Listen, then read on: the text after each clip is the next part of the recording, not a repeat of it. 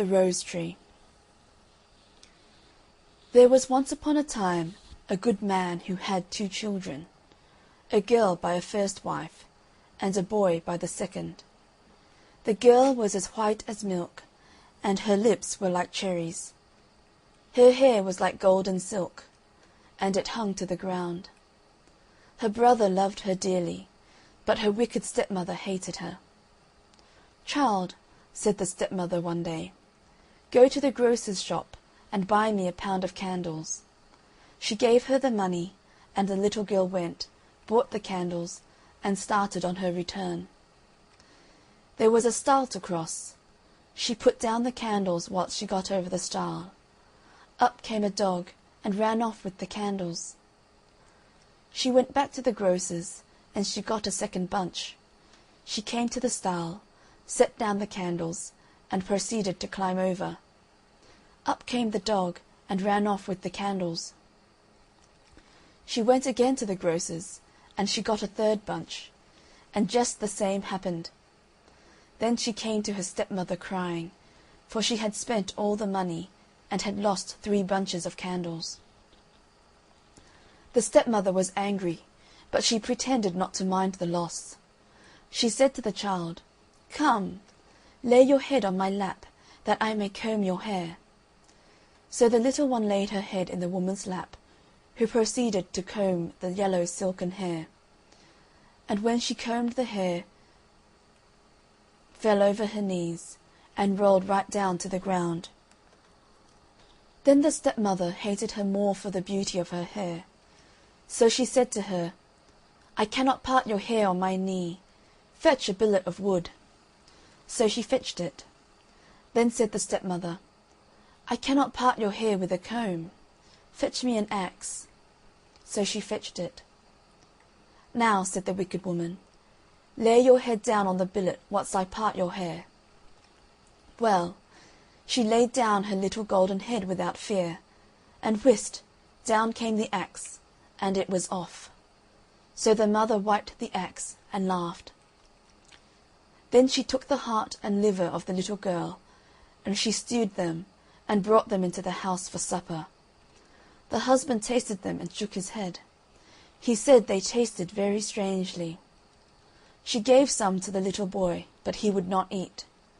She tried to force him, but he refused, and ran out into the garden, and took up his little sister, and put her in a box, and buried the box under a rose tree.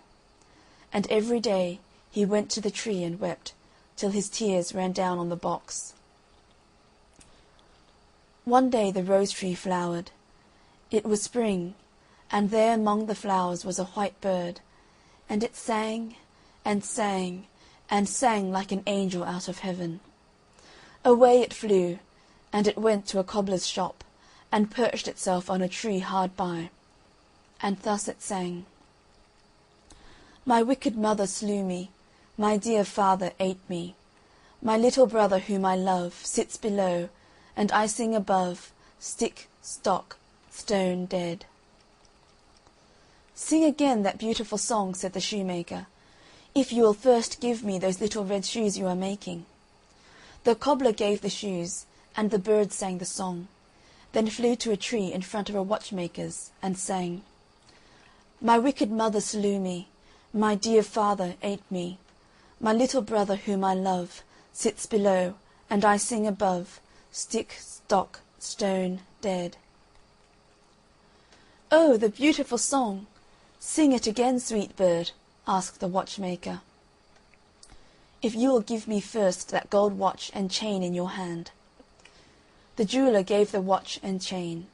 The bird took it in one foot, the shoes in the other, and, after having repeated the song, flew away to where 3 millers were picking a millstone.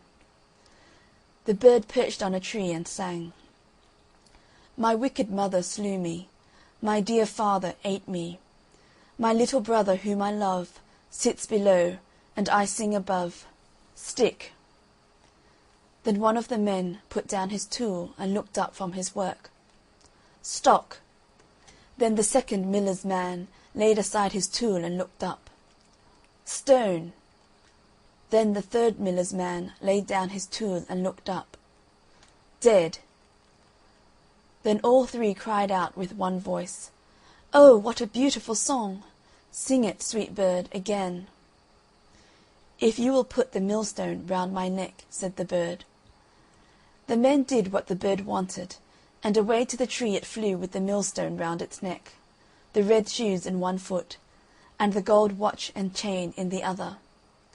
It sang the song, and then flew home. It rattled the millstone against the eaves of the house, and the stepmother said, "It thunders."